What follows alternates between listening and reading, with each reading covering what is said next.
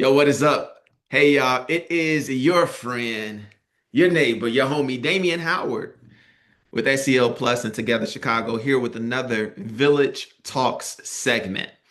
And oh, when I tell you all, we have a guest today that has so much knowledge and experience to help us really understand when it comes to innovative ideas and how we go to market with those ideas and how we just grow the confidence to put ourselves out there in front of other people. He's been really somebody who's growing as an advisor in my life and with my business. And I'm so excited in a moment to introduce Vince to you all. Before we get there, I just want to remind you all of what this space is all about. My whole life, really, especially my adult life, has really been led by an obsession to think about how can I be a part of education reform and how can I be a part of community impact, right? Specifically thinking of my city here in Chicago, right? And what I've resolved a long time ago is, bro, when we mobilize the village, namely each other, towards the end of coming together to solve solutions, whatever the solutions may be, for me as education reform, that's when we're going to see systems level impact and change. And what I know is that we also need people like this within that village to help us to understand things like, okay, when I have this innovation in mind or these ideas, how do I fund it? How do I put it out there in front of people? He's exactly helping me with that. Vince, if you could come off of mute, turn on your camera, and introduce yourself to the folks, that would be amazing, sir. Well, thanks for that great introduction, Damien. My name is Vincent Edwards. I actually live in Lexington, Kentucky, but my heart is moving a lot closer to Chicago because I actually just moved my daughter back up there for her sophomore season at DePaul University, and I've got a lot of things I'm working on in that area right now with Damien and some other folks. So glad to be here today. Glad to be able to share whatever knowledge and insights I can to kind of move the needle. I've done a lot of things in my life, but I had about a 10-year run in corporate America with Procter and Gamble. I got into financials after that. I did loans, and then after the last recession, I became a consultant, helping companies grow and expand. I started working with startups and smaller companies about 11 years ago. First thing they asked me was, could I help raise capital? I said, well, I know money and I know numbers, so it can't be that hard, and it wasn't. So I've helped companies over the last decade raise over $100 million, but I've also was able to lead the first U.S. based team through the MIT Regional Entrepreneur Acceleration Program. We graduated that professional program from MIT in 2020, which really teaches about how to grow not just your company, but economies, like whether it's a city or a state. And they do this globally. So it was a great program. But I also started my own nonprofit in 2021, Empire Builders Foundation, which is also helping build an investor network to help fund people from marginalized communities, disadvantaged backgrounds with the dream of entrepreneurship. So I love working with young folks, kids, everybody around, but really anybody from disadvantaged areas and disadvantaged groups. uh, we have to do more every day, and especially in today's climate and environment we're in, to help folks matriculate and hopefully stand on their own 2 feet and not need additional support other than us as our own village taking care of each other. Wow. Heavy stuff, good stuff, good stuff. Vince, thank you so much for being here. Let's just jump right into it because these village talks are only intended to be brief opportunities for us to put this good stuff in front of folks. And if they want to follow up afterwards, we're going to help them to understand exactly how they can do that. But my first question for you, which definitely is off script, is I want you, Vince, if you could, to get a little bit into synergies between nonprofit and for-profit and or nonprofit and private sector. You know me as a person who is really trying to like deeply think through my own answer to this question. But when you talk about your experience, when you talk about your expertise, one of the things that fascinates me about you is that you don't shy away from or have trepidation when you say, hey, I am operating in this nonprofit space and in this for-profit space. And by the way, they complement each other. So I would love to hear what thoughts or ideas come to mind for you. Well, first and foremost, I think one of the biggest misconceptions when it comes to nonprofits and for profits is a nonprofit is really a business, just operates differently with a different set of rules. Everybody looks at nonprofits as, oh, well, this is just giving and this and that, but it actually operates as a real business. You have a board of directors, you have an executive director, you have a founder, you have a mission. You actually go out and execute on something that you're getting money funded to execute a mission, execute a task. So it's just another version of a business. So the first thing people need to do is stop thinking that nonprofits are these weird little alien entities that are just out there or people begging for money and this and that. No, they're actually trying to fund change. They're actually trying to grow foundations and nonprofits. They're all out there with these huge missions that help us as society, be our brother's keeper and watch over our brothers so that we all can live a better life. That's the bigger mission, but it's individualized to the specific mission of the nonprofit. But there's a lot less differences in a for-profit and nonprofit. You still got KPIs, you still got goals, you still got people who take jobs with certain roles, and you want to keep you want to keep it alive and keep it growing. So I think people just tend to think in a different realm when it comes to the nonprofit arena. But there's still the same goals out there to be successful, and whether the success being a success means making a lot of money selling a product or saving a lot of lives based off the actions and directions that you take from the money that you're given to fund those mission activities. Yeah, so and maybe you might have an example for us. How do we get into a space? Because again, the whole reason why this platform exists is for us to understand how the entirety of ecosystems can learn to work together for the greater good, right? Whatever anybody's focus or emphasis might be, mine is education. So again, like that synergy between nonprofit and for-profit, can you give us examples of when that works well or when we might want to pursue that type of connection? Yes. Actually, one of the best examples is when you have partner organizations that you have a nonprofit working with a for-profit. The reason why is the way we look at nonprofits, and we have certain different outlets that GuideStar and some other big ones who actually rate nonprofits as far as how well they do. They get 5-star, 4-star ratings. And part of that is how much money goes to the mission.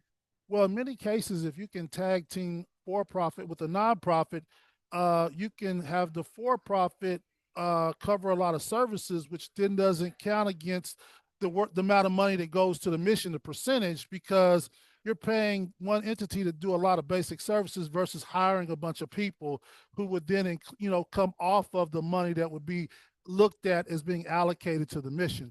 So there's a lot of technical accounting things that helps when you're able to work together for profit and nonprofits that also allows you then to still look like that you're not overly paying for way too many people to run around with their heads cut off to do work versus you can contract out services to for profit that will handle that one service, but it's not looked at as the same type of overhead. So in many cases, for profit and nonprofits are a perfect marriage when you work with them together. So it really helps both entities in their specific roles. Yeah, what you just said probably doesn't seem like the most innovative thing to most people, but I don't know, it struck me as gold, right? Because one of the things, Vince, I'm going to admit, I'm trying to find the right way to say this. I get scared when it comes to brick and mortar. Over the years, people have seen some of my mentorship efforts. Damien, you should go and get a center and a facility.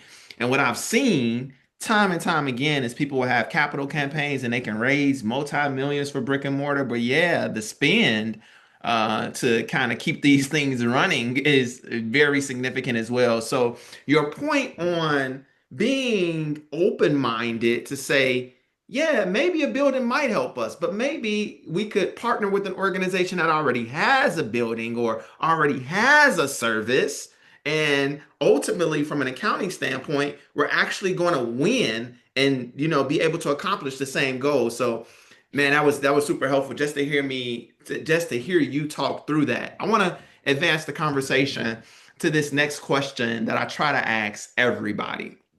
Let me first admit, Vince, yeah, like I selfishly want to get you as close to Chicago as possible because the ability to pick your brain like what we're doing in this space right now, I feel like I need so much more of that, man. I might have to get a train ride or something to Kentucky, bro, to just sit down with you because this is like amazing already. But my next question is this whole concept of village, right? However you think of it, however maybe this concept or these ideas has resonated with you over the years, just what comes to mind when you hear this concept of village, right? How does that resonate with you in any way? Well, it goes back to the old African proverb. It takes a village to raise a child. And when you look at a child, that's a business, that's a mission, that's anything if you really want to think about it. But it really does take a village. When you're out on your own, you're not that powerful. But I love to use this example. One finger or five fingers separate are not that powerful, but put them together and make a fist, and we all know it can knock somebody right out. So when you're able to combine forces, it just increases not only resources, but also increases the power of what you can accomplish when you work together.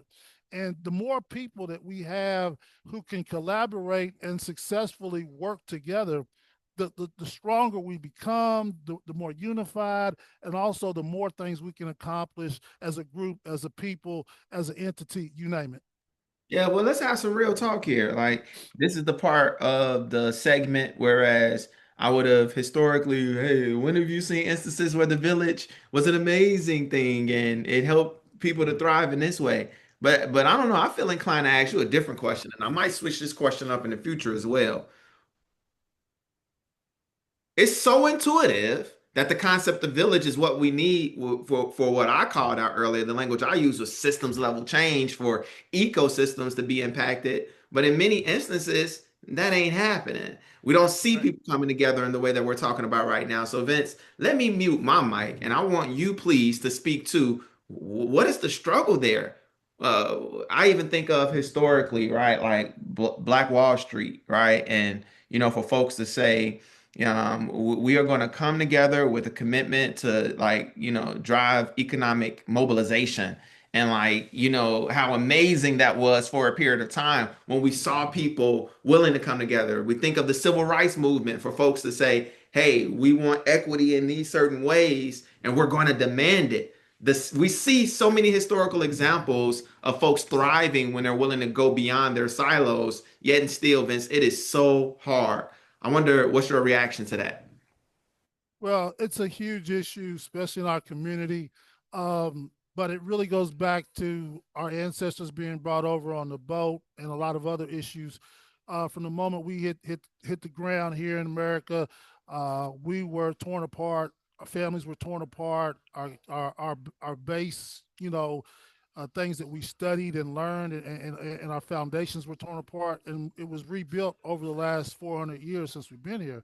But the problem we run into now is that when we all were on one mission, which was to gain respect and be treated humanely and to get basic services, it was easy for us to maintain ourselves in our own communities, which we were in. It was integrated back then. Since integration came, because before integration, it was easier to stay kind of more solid in our own environments and our own communities. Since integration, you know, whether it's been a planned or diabolical, whatever you want to call it, we've been segregated from each other through so many different means, and not all were aimed directly at breaking up our community, but they were aimed, in many cases, to take away our power. And really, integration was built around economics. Like there was too many dollars, contributing to only paying for black people because we are the consumers of the world. And so, all that is translated now to it's a bigger fight for us to unify than it was in the 40s and 50s and 60s. And really, since the 70s and 80s, it kind of from our ghettos to drug infested things, to all the things that got created through other people's plans, and now we got a whole another group of plans going through that's even more diabolical for everybody. But the real key is education, communication, and getting more and more people willing to just lift one person up. I tell people, if all of us took one person and changed one person's life, this whole world would be better. If you make got 2 steps up and you brought another person 1 step up, that's all it takes. I mean, if everybody was just sitting here going, for every one of us that make it, I got to bring somebody with me, it'd be amazing how much we would change the landscape just right there. So anytime I get a chance to talk to young people, I speak to different groups here in my community. Anytime I get a chance to work with folks who look like me, who have that brightness in their eye, they just don't know what to do with it, who have an energy, I'm all in to help because we all have to take some level of responsibility to really regrow, restructure who we are, our communities, how they should look, what they should look like, and how to make them. The real key is how to make us self sufficient economically. And if we become self sufficient economically, a lot of the problems that we deal with go away because we're not waiting on someone to fix that problem for us. Hmm.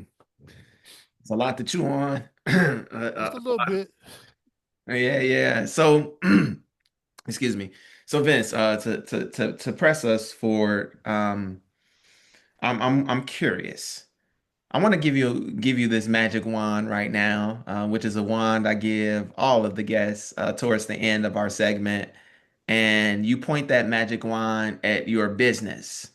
I want you to point that magic wand at the business, and right now, as you're visualizing what is different, I want you to invite us into that conversation, invite us into your mind's eye, and help us to know what is it in the business that you would change, and how do you think changing that thing better positions you to be a part of the type of change that you want to see in the world.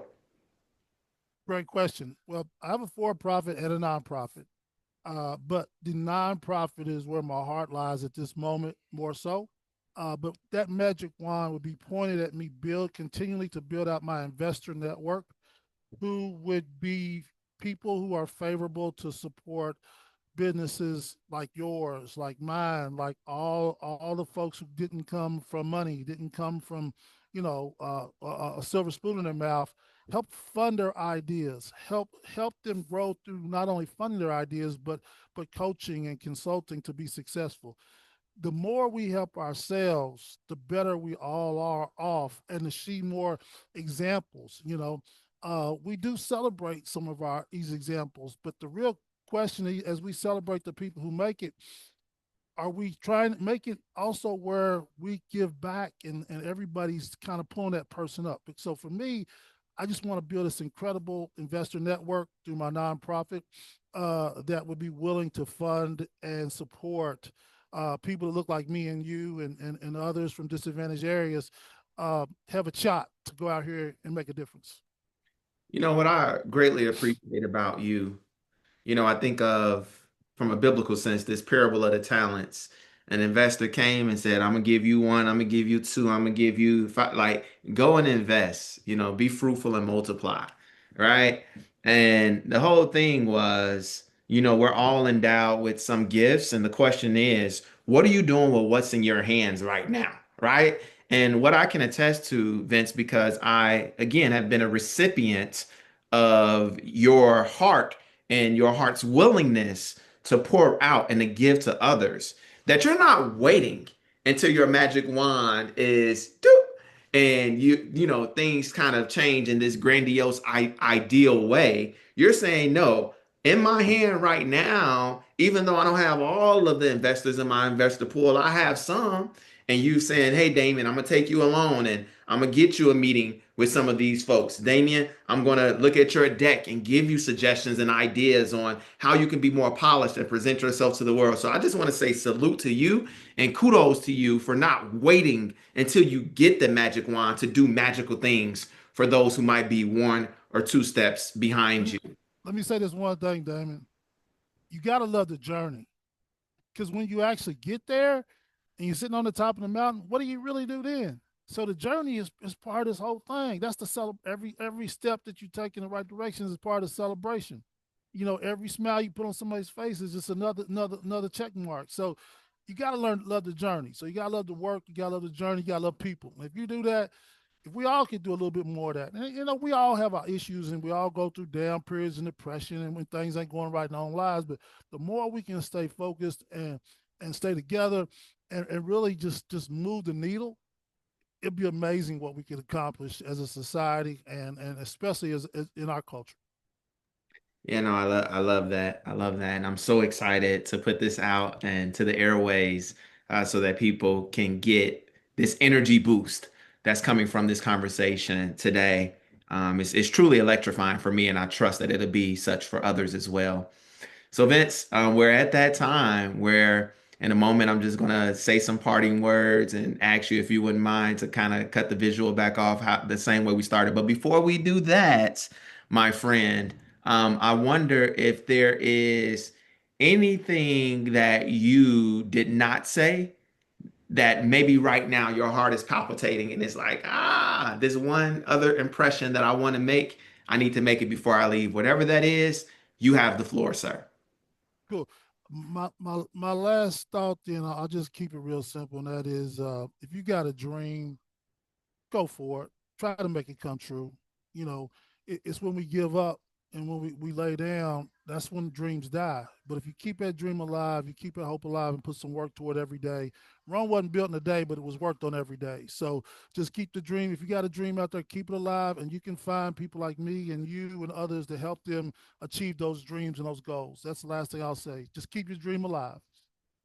All right, Vince, thank you so much. Appreciate you for your time.